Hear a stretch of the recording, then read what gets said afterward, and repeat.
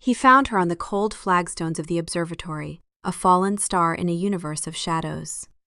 The tremor in her hand had been the first sign, a delicate, frantic shudder he'd noticed as she reached for a telescope lens. He'd covered her hand with his, a casual gesture to still it, and felt the unnatural chill of her skin. Then her eyes, the color of a stormy sea, had rolled back, and she had folded into herself, a paper doll caught in the wind. He hadn't meant to fall for her. That was the thought that kept circling, a vulture over carrion, as he gathered her into his arms, her weight terrifyingly slight. Her warmth was already fading. And somewhere in the hollow cathedral of his chest, something he thought had died centuries ago began to howl. He was Marcus Valdres, a prince of blood and shadow, bored with the gilded cage of his eternal life. She was Elena Cross, a mortal girl with a quiet fire, burning through her numbered days with a grace he had never known.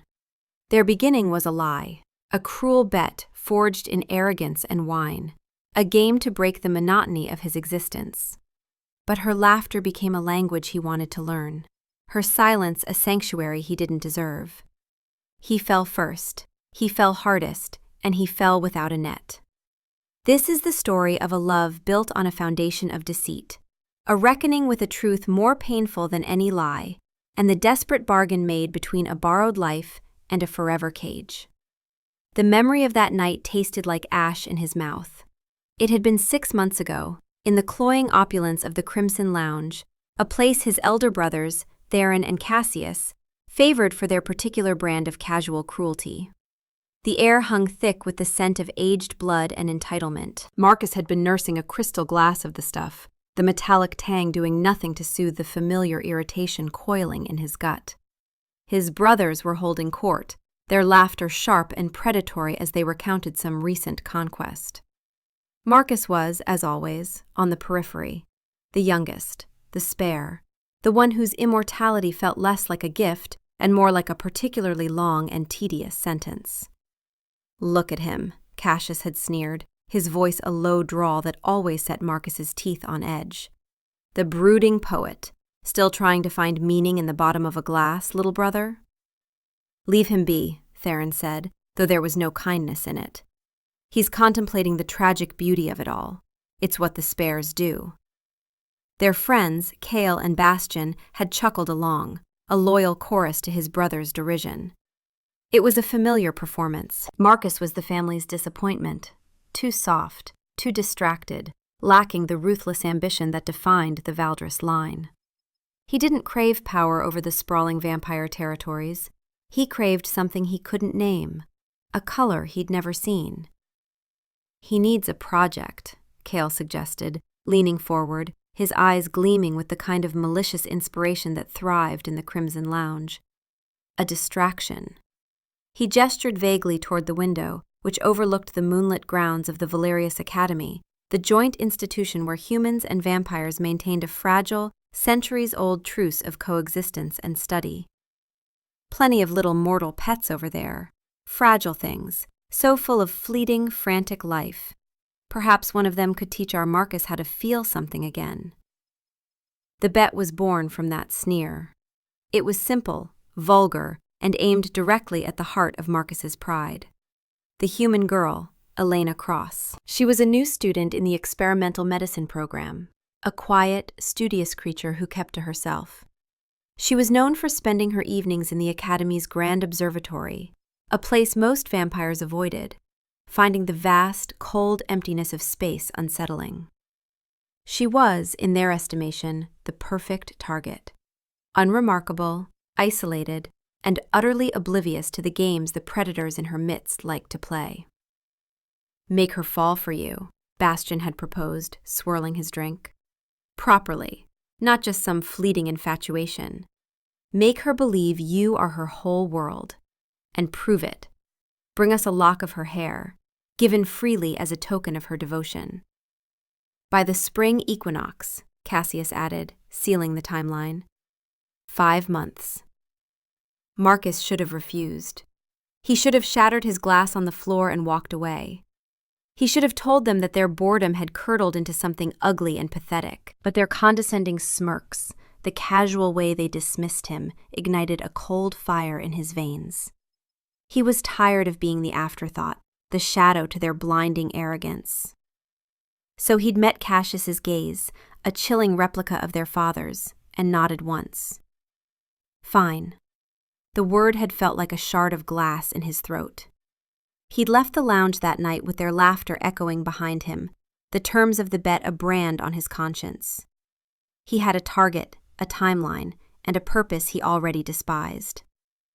He found her the next evening, just as they'd said, in the silent, silvered dome of the observatory. She was sketching in a worn leather notebook, the charcoal stick moving with a focused intensity that seemed to shut out the rest of the world. She didn't notice him at first, and for a long moment, he simply watched her. The curve of her neck, the stray wisp of dark hair that had escaped her braid, the absolute stillness of her absorption. There was a fragile strength in her solitude, a self-containment that felt more intimidating than any fortress wall. This, he realized with a sinking feeling, would not be as easy as his brothers believed. And a small, treacherous part of him was glad. He stepped out of the shadows, his polished shoes making a soft, deliberate sound on the stone floor. Her head snapped up, her gray eyes wide and startled, and for the first time, Marcus Valdres felt the unnerving sensation of being truly seen. The game had begun. His approach was a carefully constructed fiction, a masterpiece of feigned sincerity. He started with proximity, becoming a silent fixture in her world.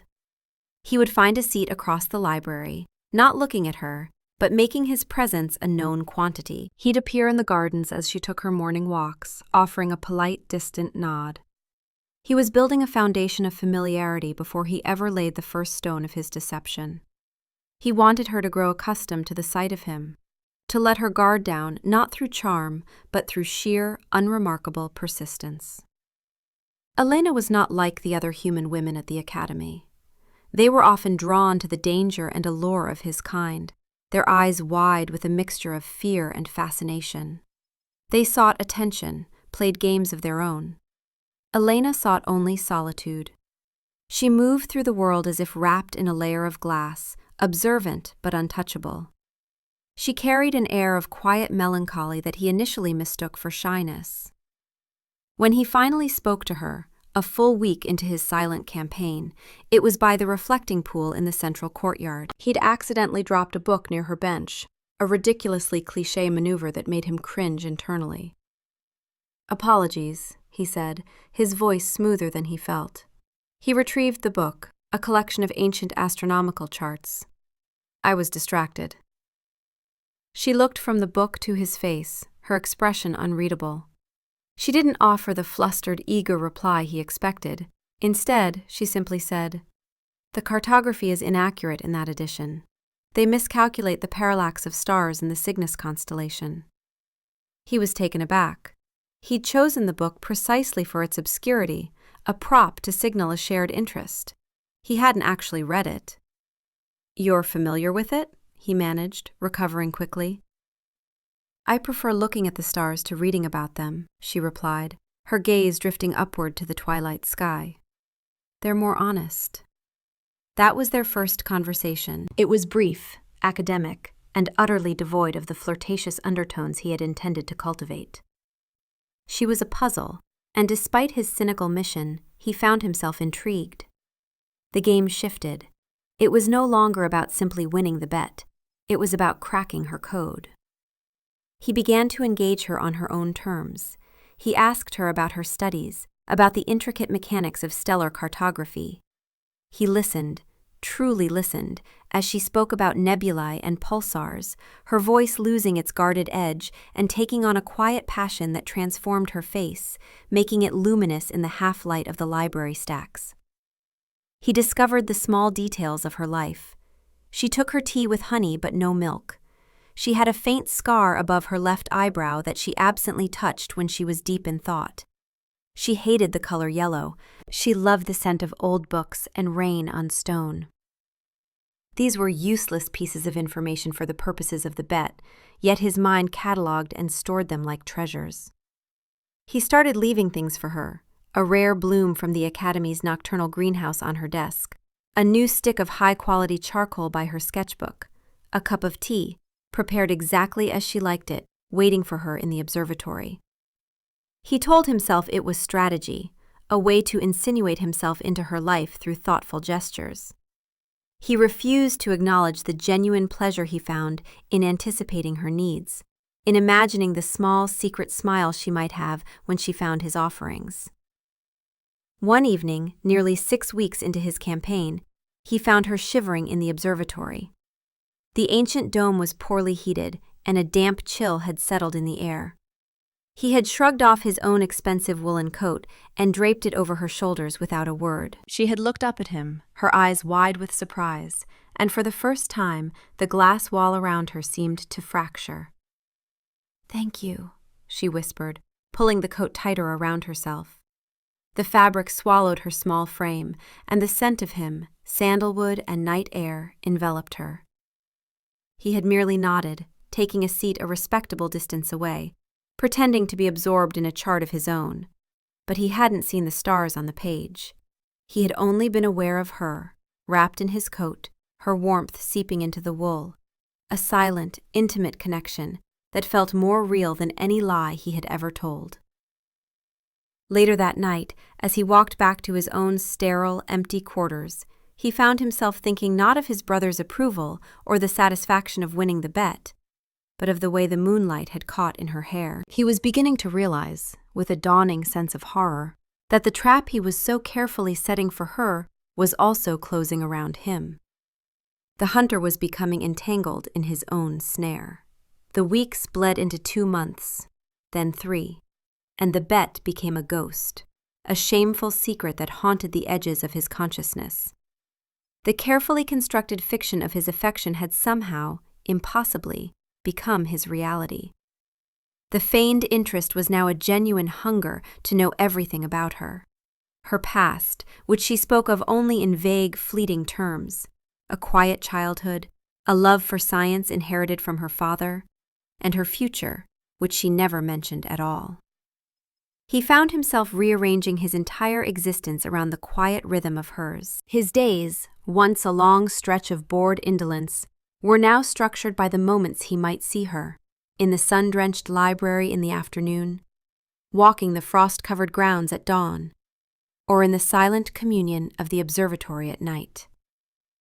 He learned the cadence of her laughter. It wasn't a loud or frequent sound, but a soft, breathy chime that she seemed to stifle as soon as it escaped, as if she were surprised by her own capacity for joy. He made it his private mission to coax it out of her. He told her stories of his own ridiculously long life, editing out the blood and violence and leaving only the absurdities, the fashion of the 18th century French court, the folly of the first human attempts at flight, the time he'd accidentally convinced a Roman senator that his horse could predict the weather. She would listen, her head tilted, a small smile playing on her lips, and sometimes a genuine laugh would break free. Each one felt like a victory, a small, perfect jewel he hoarded for himself. One rain-lashed evening, the library was nearly deserted. The storm had knocked out some of the enchanted lighting, casting the long aisles of books into a deep, Gothic gloom. He found her in a remote alcove, a single candle flickering beside her, casting dancing shadows on her face. She wasn't reading. She was staring out the tall, arched window at the rain sluicing down the glass. "A storm is just the sky's way of feeling something," she said softly, without turning to look at him. She had become so accustomed to his presence that she no longer startled when he appeared. "And what is it feeling now?" he asked, his voice a low murmur, careful not to break the fragile peace of the moment. "Grief, I think," she said. "Or maybe it's just washing everything clean." She finally turned to him, and in the flickering candlelight, he saw a profound sadness in her eyes, a weariness that seemed too heavy for her slender shoulders. It was a look he had seen before, in the eyes of ancient vampires who had outlived everyone and everything they had ever cared for. It did not belong on her face. Impulsively, he reached out and brushed a stray strand of hair from her cheek. His fingers, usually so cold, felt the warmth of her skin, a spark of life that shot through him like lightning. It was the first time he had touched her with anything other than accidental grace. Her breath hitched, and her eyes searched his, full of questions he couldn't answer. He saw fear there, but also a flicker of something else, a longing that mirrored the ache in his own chest. He should have pulled away. He should have remembered the bet, the lie that was the foundation of this entire moment. But he couldn't. He let his thumb trace the line of her jaw, a feather-light touch, and the world narrowed to the space between them. The scent of rain and old paper, the frantic, impossible beat of her heart against the stillness of his. He was lost. The game was over, and he had lost spectacularly. He no longer cared about the lock of hair, the spring equinox, or the smug satisfaction on his brothers' faces. He cared only about this mortal girl with the ancient sadness in her eyes. He wanted to erase that sadness, to stand between her and whatever ghosts haunted her. He wanted to be the reason for her smile, not just a spectator to it. The next day, he brought her to a place he had shown no one else, a hidden glade deep in the woods that bordered the academy.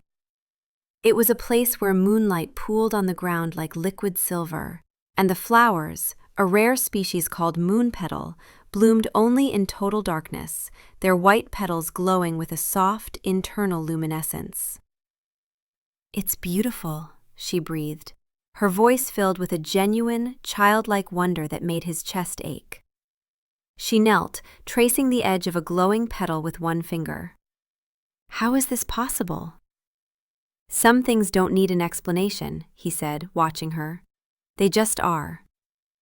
She looked up at him then, her face illuminated by the ethereal glow from below, and she smiled. It wasn't the small, hesitant smile he was used to. It was a wide, radiant, unguarded smile that lit her up from the inside out. It was the most beautiful thing he had ever seen in his 400 years of existence. And in that moment, he knew he was in love with her. It wasn't a choice, it was a fact, as undeniable and as breathtaking as the glowing flowers at their feet. He loved Elena Cross, and that love was going to destroy him.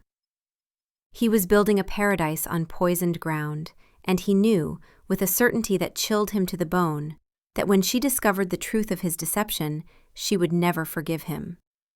He had 2 months until the equinox, 2 months to live in this beautiful, fragile lie before it all came crashing down. The lie was a constant, bitter taste in his mouth.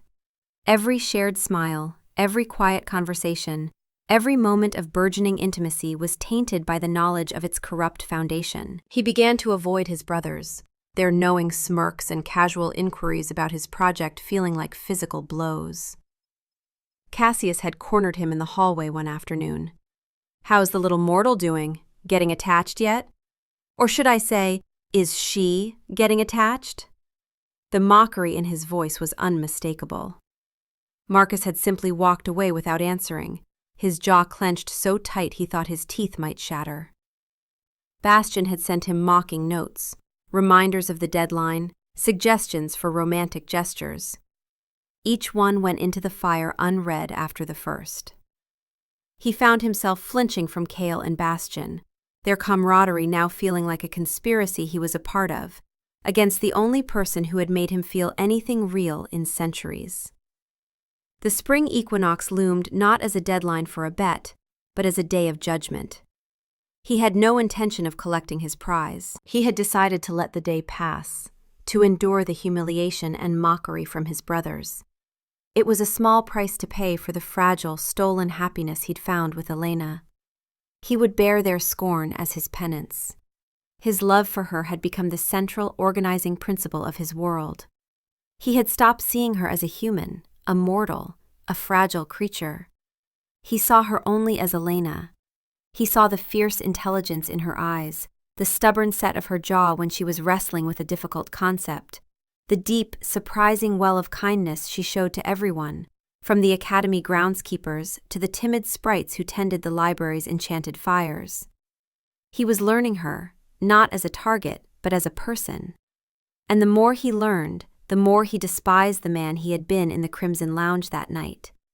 He planned to tell her everything, after the equinox. Once the bet was officially lost, and his motivations, however misguided, could be separated from its vile context. He would confess his sins and beg for her forgiveness, knowing full well he didn't deserve it. He would lay his desiccated heart at her feet and pray she didn't crush it completely. He clung to a desperate, foolish hope that the connection between them, which felt so real, so powerful to him, might be strong enough to withstand the poison of its origins. He hoped she felt it too, this invisible, shimmering thread that seemed to bind them together even when they were apart. She had begun to let him in her own quiet, cautious way. She would save him a seat in the observatory, share passages from her books, and ask him about his past, with a genuine curiosity that went beyond polite conversation. She seemed to be slowly, carefully lowering her own walls. He saw it in the way she no longer flinched from his casual touch, the way she would sometimes meet his gaze across a crowded room and hold it for a heartbeat longer than necessary. He was starting to believe, to hope, that she was falling for him too. He was a fool. The collapse happened on a bitterly cold night just 2 weeks before the equinox.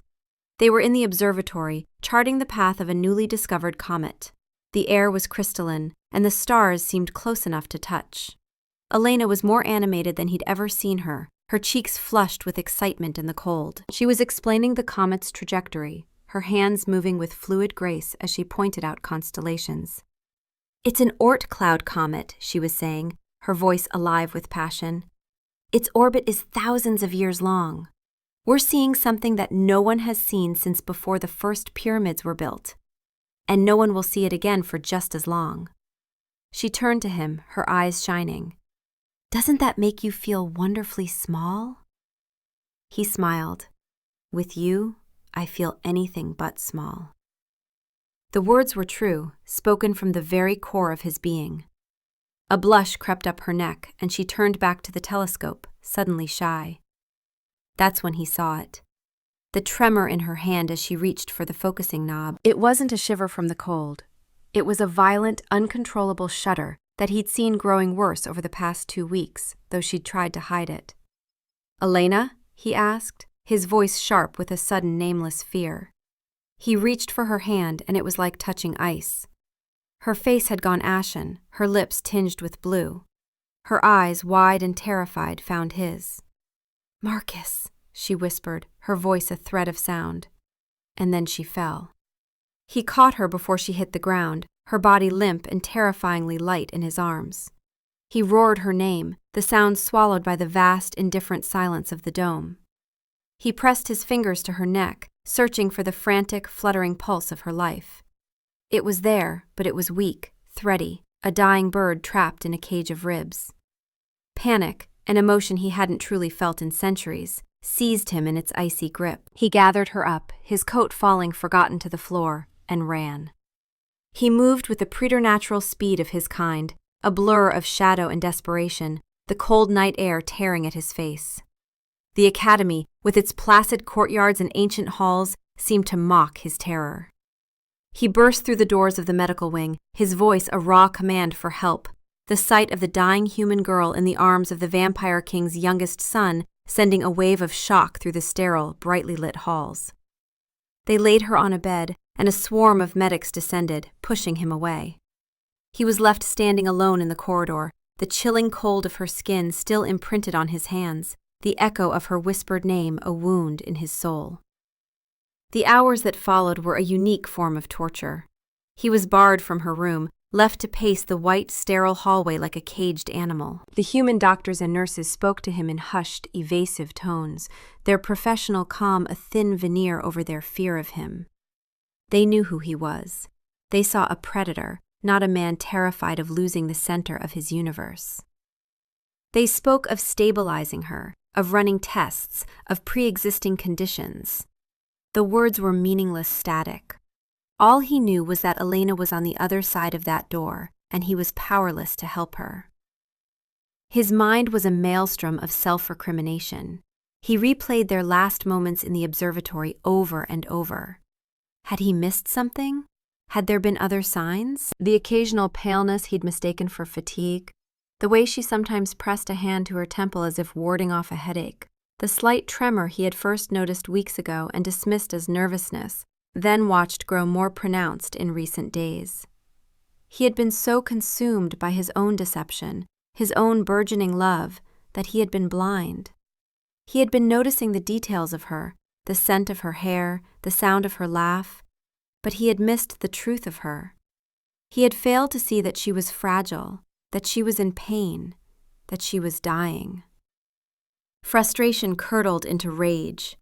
He was a prince of the Valdres line, a being of immense power and influence. He was not meant to be helpless. After 8 hours of pacing, he cornered the chief physician, a stern-faced human named Dr. Alistair Finch, pinning him to the wall with nothing more than the force of his gaze. "Tell me what is wrong with her," Marcus snarled, his voice a low, dangerous rumble. "Now."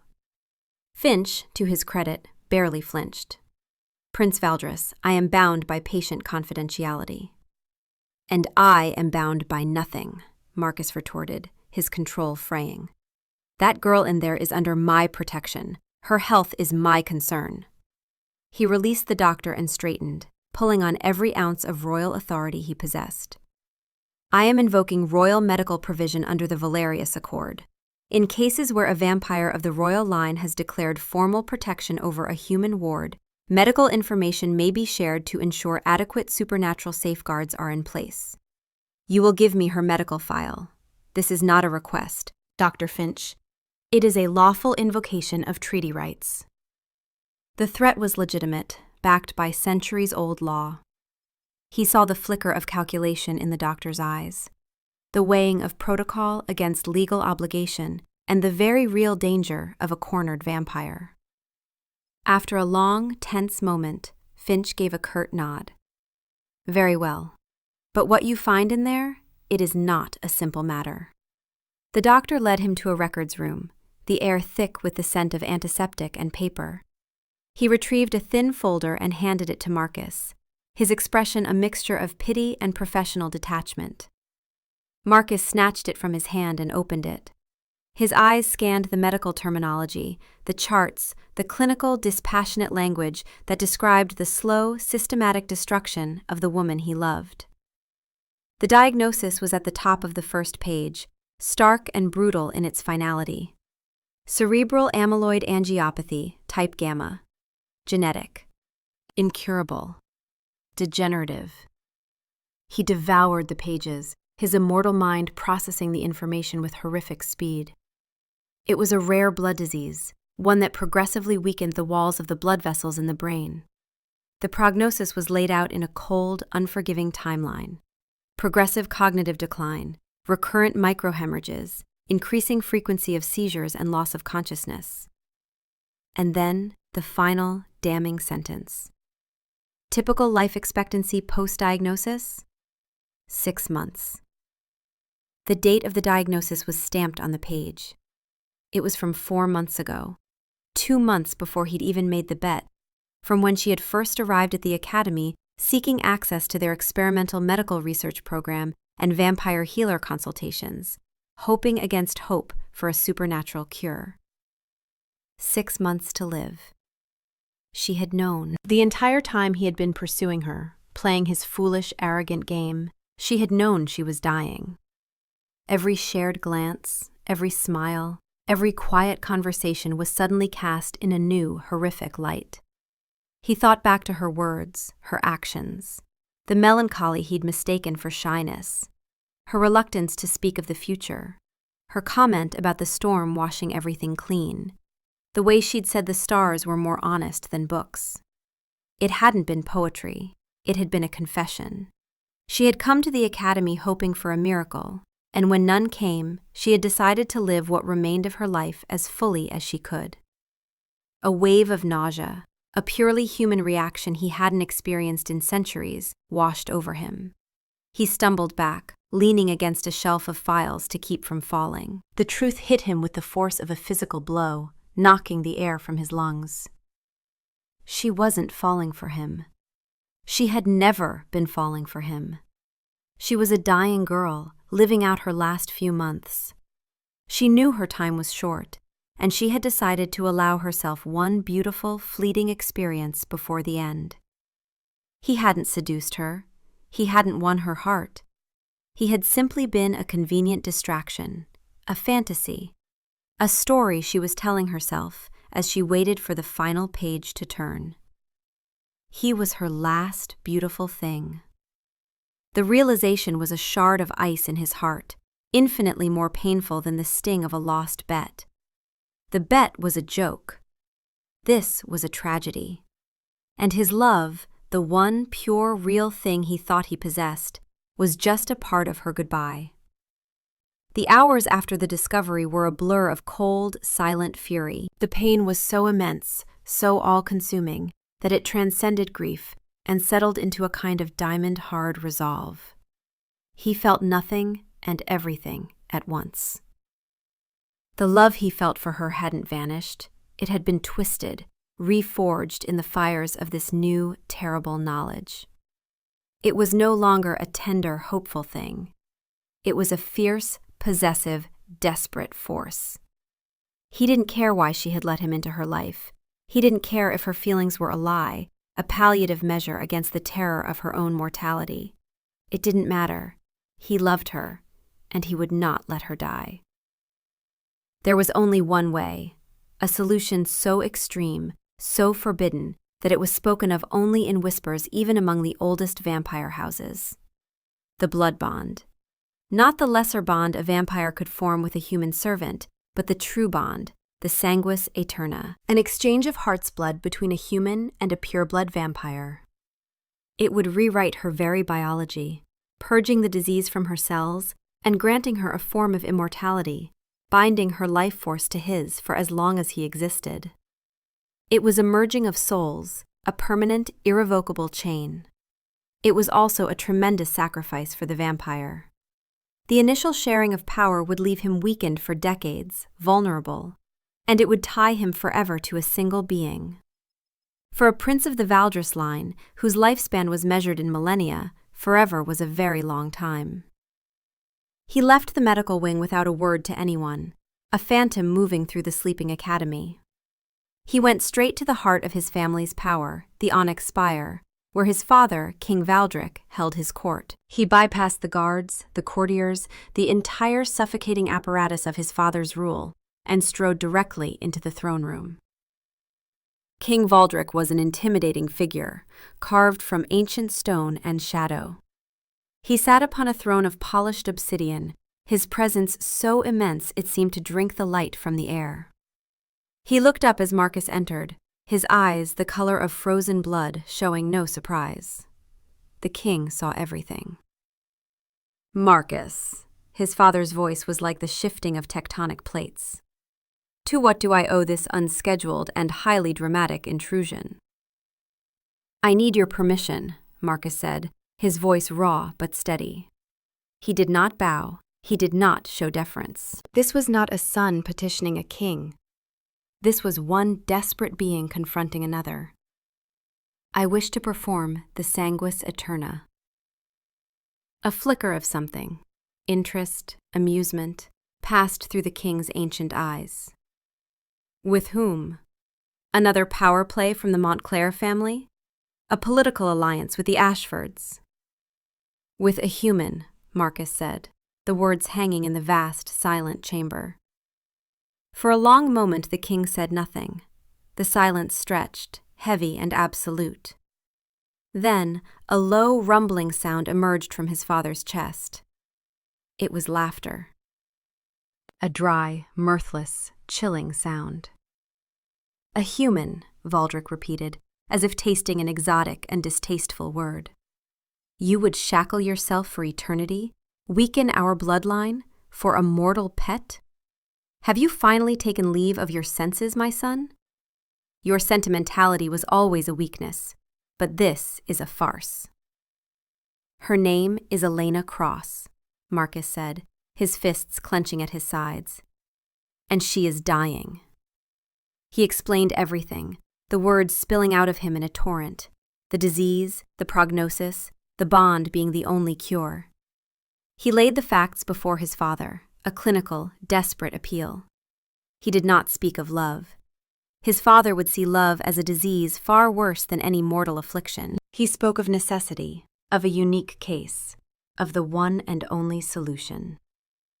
"You would waste a gift of the blood on a broken vessel," the king said when he had finished, his voice laced with contempt. "You would pour our legacy into a sieve. For what? A few more years of her company before she withers and ages? A constant reminder of the foolish bargain you made? You will be bound to her dust." "The bond will grant her longevity. She will not age as other mortals do," Marcus argued, his voice rising.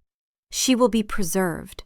Her aging will slow to a fraction of normal, tied to my own immortal nature. She could live for centuries."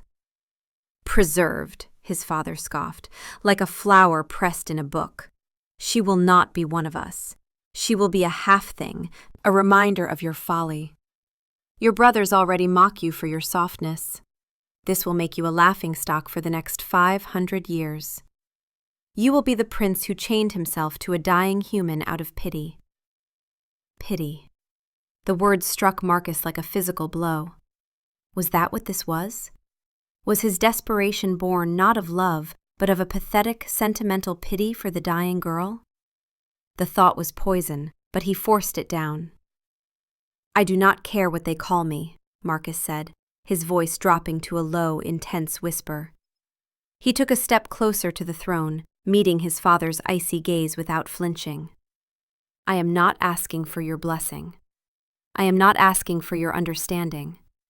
I am your son, a pureblood of the Valdris line. The right is my birthright.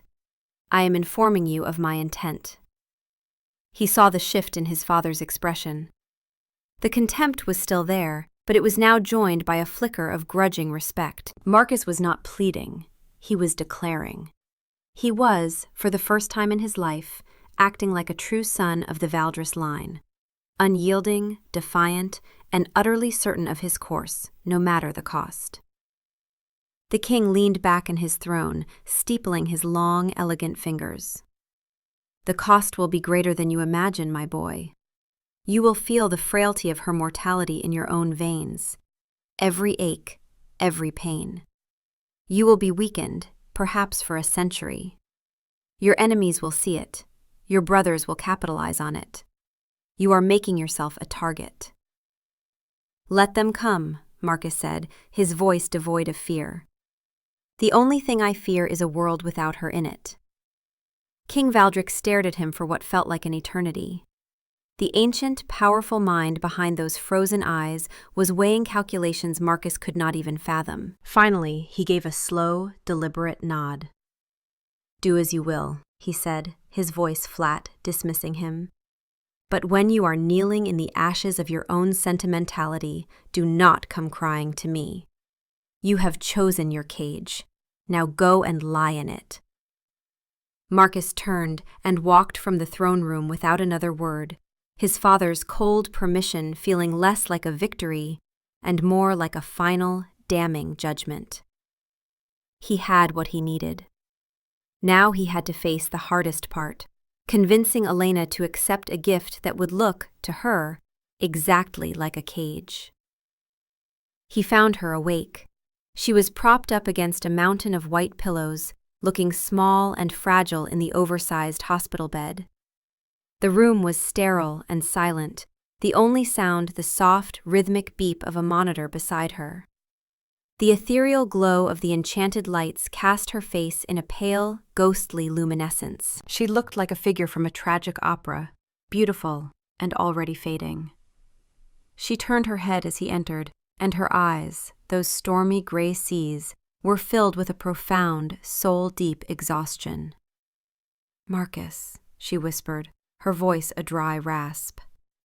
He crossed the room in 3 long strides, his heart, the dead, still thing in his chest, aching with a pain that felt impossibly alive. He pulled a chair to her bedside and sat, taking her hand in his. It was still so cold. "They told me you know," she said, not a question, but a statement. She didn't look at him, her gaze fixed on their joined hands. I'm sorry. I should have. I never wanted you to find out this way. Why didn't you tell me? He asked, his voice rough with suppressed emotion. The question was a raw, open wound. She finally met his eyes, and he saw not deception, but a devastating sadness. What would I have said? Hello, Marcus. It's a pleasure to meet you. By the way, I'm dying. Please don't get too close. A bitter, humorless smile touched her lips. There were no good words for it, so I chose silence. I just wanted a little time to feel normal, to look at the stars and not think about the end. Her voice broke on the last word. With you, I could almost forget. The sincerity in her voice was a knife in his gut. His grand, tragic theory that he was her final fantasy, a plaything for a dying girl, crumbled into dust. This wasn't the calculated act of a woman seeking a final thrill.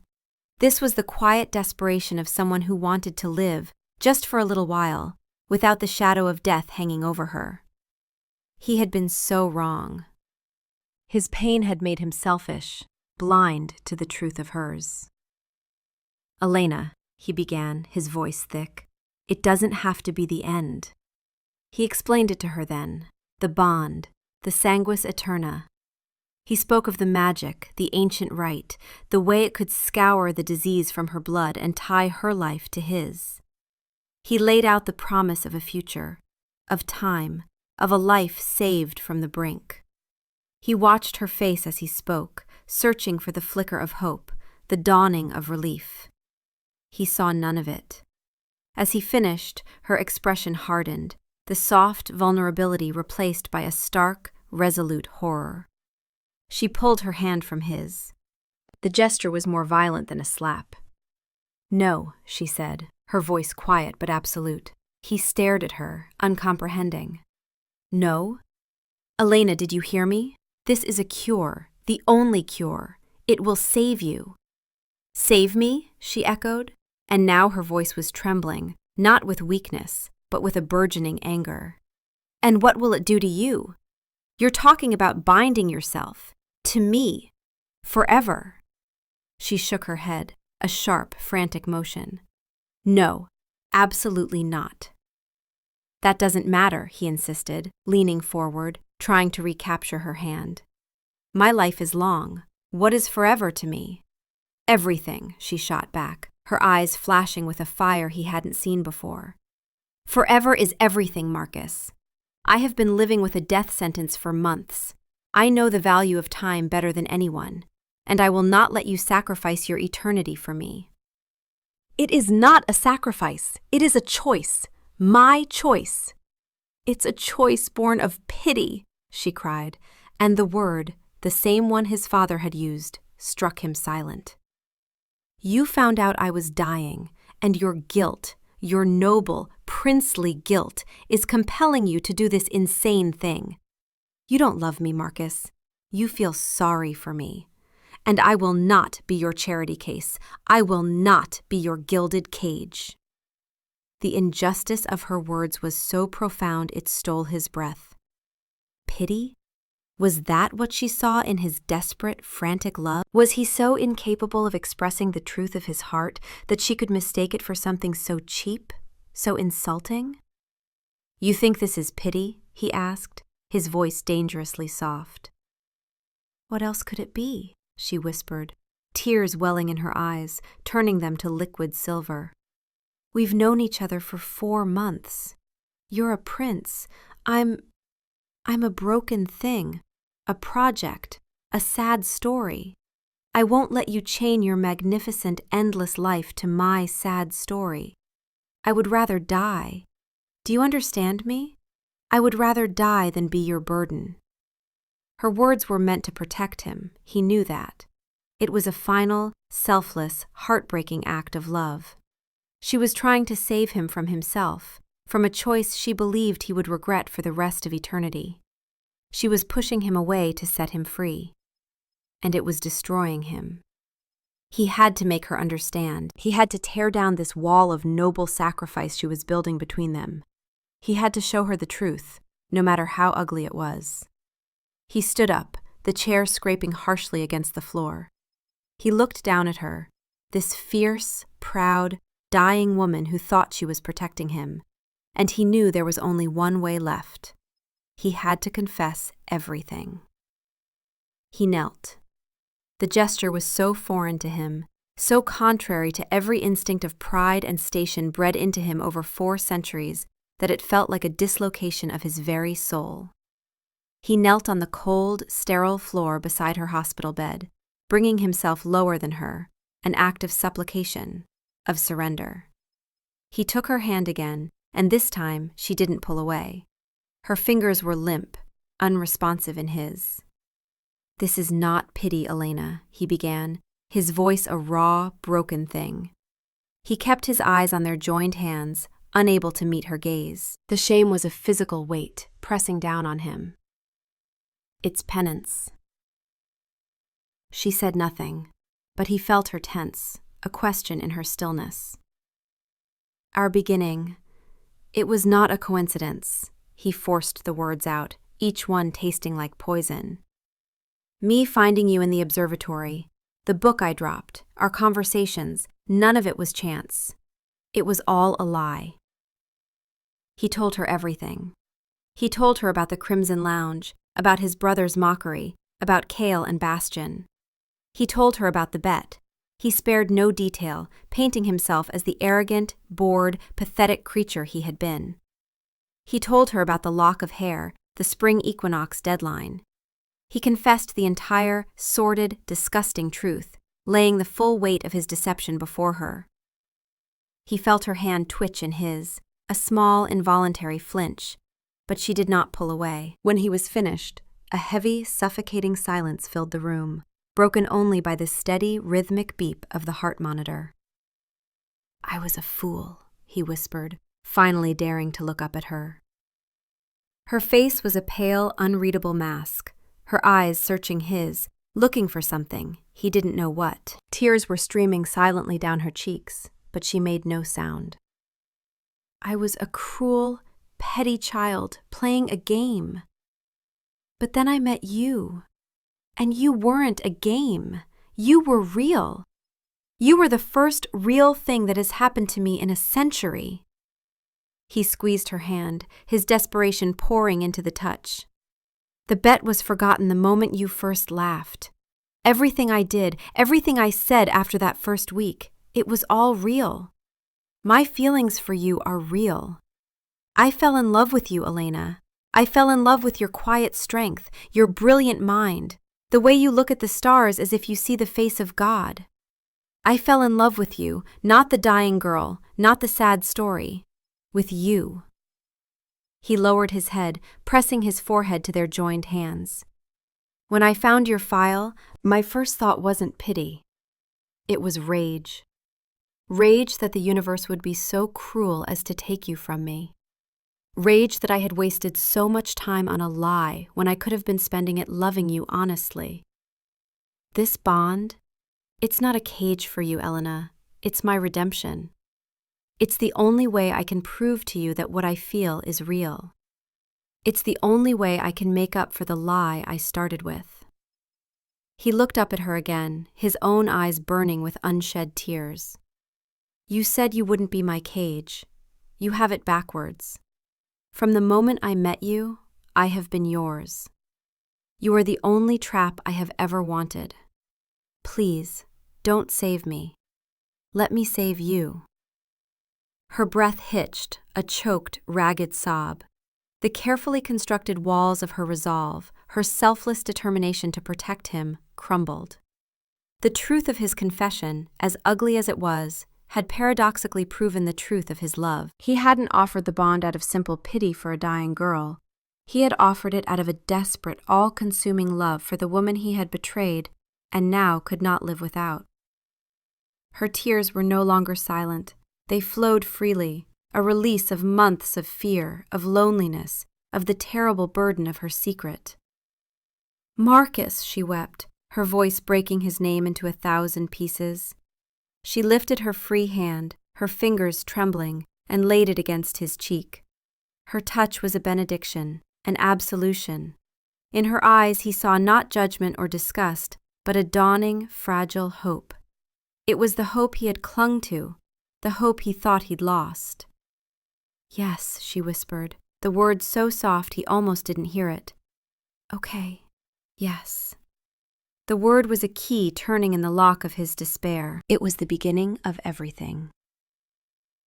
The rite was performed in secrecy, in the deep, quiet hours before the dawn. Not in the sterile confines of the medical wing, but in the observatory, the place where their story had truly begun. He carried her there, her body still weak, and laid her gently on a bed of velvet cloaks he had arranged beneath the great telescope, directly under the open dome and the silent, watching stars. The only light came from the cosmos, and from a single, thick candle that smelled of ancient wax and herbs. The king had sent what was required: a silver chalice and a ritual dagger with a handle of carved obsidian. No words of encouragement, no blessing, just the cold, pragmatic tools for the task at hand. It was more than Marcus had expected. He knelt beside her, the dagger in his hand. "Are you afraid?" he asked softly. Elena looked from his face to the vast, star-dusted sky above. "I've been afraid every day for the last year," she said, her voice steady. "Tonight, I feel something else." She met his eyes. "I trust you." Those 3 words were a greater gift than any he had ever received. He leaned down and kissed her, a slow, tender kiss that was both a promise and a prayer. It was not a kiss of passion, but of profound, reverent intimacy. When he pulled back, he saw the same trust shining in her eyes. He made the first cut on his own palm, a clean, deep line from which his preternaturally dark blood welled, thick and slow. He held the chalice beneath it, letting it pool in the silver cup. Then, with infinite care, he took her hand. He paused, the dagger's edge hovering over her skin. "It will hurt," he warned. "I know," she whispered. "Some things are worth the pain." He made the cut, a mirror of his own, and her blood, so terrifyingly human and bright, flowed into the chalice, mingling with his. The moment their blood touched, a soft golden light bloomed in the cup, pulsing with a gentle rhythmic energy, like a new heart taking its first beat. He set the dagger aside and lifted the chalice with both hands. "Drink," he murmured, bringing it to her lips. She drank, her eyes never leaving his. He watched her swallow the impossible concoction of life and undeath, of mortality and eternity. Then she took the chalice from him, her hands surprisingly steady, and held it to his lips. He drank. The taste of her blood was life itself, sunlight, pain, salt, and a sweetness that broke his heart. It was the taste of her soul. The moment he swallowed, the bond slammed into place. It was not a gentle merging, but a violent, cataclysmic collision of 2 worlds. He felt everything. He felt the disease in her veins, a cold, slithering poison, and his own ancient blood rising like a tide to meet it, to burn it away. He felt the memory of her pain, the chronic exhaustion, the fear, the crushing loneliness of her secret. It flooded his senses, a century of agony compressed into a single, blinding moment. He cried out, his body arching in a spasm of sympathetic pain. And through it all, he felt her consciousness, her spirit, a quiet, brilliant flame, now intertwined with his own. He felt her awe, her terror, her trust. He saw flashes of her life. A little girl with scraped knees looking up at the night sky with her father. A young woman in a laboratory, her face lit by the blue glow of a screen. The day she received her diagnosis, the world turning gray around her. And she felt him. She felt his centuries of loneliness, his boredom, his shame over the bet, and the overwhelming, desperate, unconditional love he had for her. There were no more secrets between them. They were laid bare to one another, soul to soul. He collapsed beside her, his body trembling, utterly spent. The initial transfer of power had left him weaker than he had ever been in his life. He felt fragile, breakable, human. He turned his head, his cheek pressing against the cool velvet of the cloaks. Elena was watching him, her face pale, but her eyes clearer and brighter than he had ever seen them. The bluish tint was gone from her lips, replaced by a healthy rosy flush. On the back of her hand, over the healing cut, a mark was forming, a faint silver tracery, like a stylized star or a delicate snowflake. His mark, the outward sign of the bond. She reached out and laid her hand on his chest, right over his still heart. "I feel you," she whispered, her voice filled with wonder. "You're so quiet." He managed a weak smile, covering her hand with his. "And you," he murmured, his own voice hoarse, "are so wonderfully loud." He could feel the strong, steady beat of her heart as if it were his own, a rhythm of life that promised to echo in his soul for all eternity. They lay there in silence for a long time, watching the stars wheel overhead, two separate beings who were now, and forever, a part of one another. The aftermath was quiet. Elena's recovery was swift. The bond had not just halted the disease, it had eradicated it.